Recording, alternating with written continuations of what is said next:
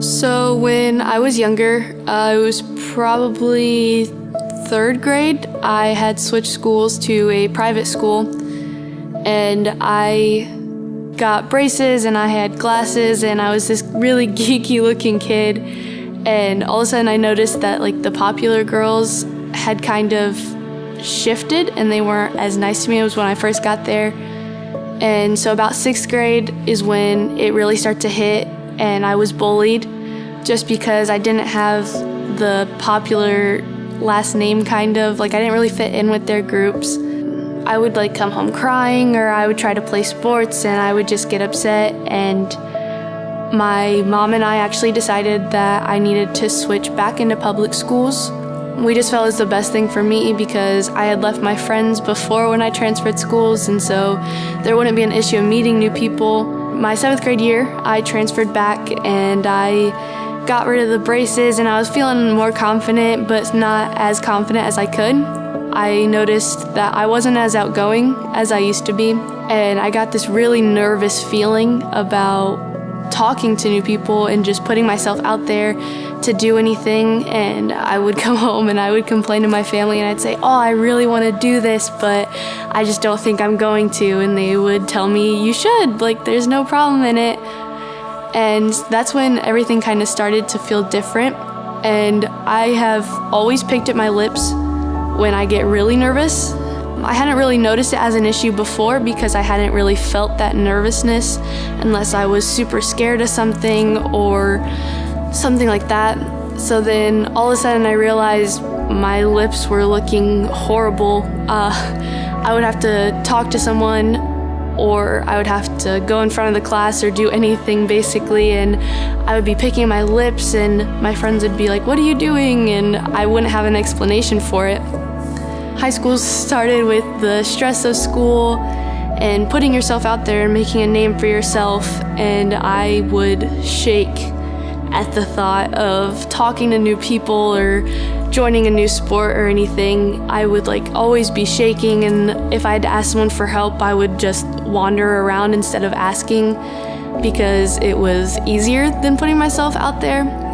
I look at people and I think that they're instantly like they're thinking negative thoughts about me, or they're thinking, oh, why is she dressed like that? Why is she doing that?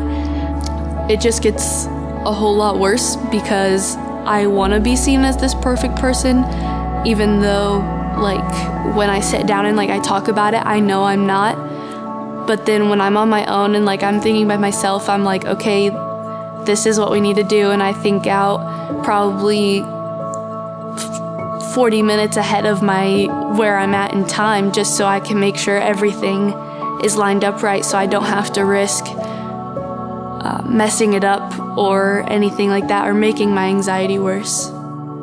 I started to look it up kind of this feeling of constantly being nervous, and that's when I found out that I had anxiety. It kind of made me feel better once I had a name for it, and once I found my own ways to kind of cope with it.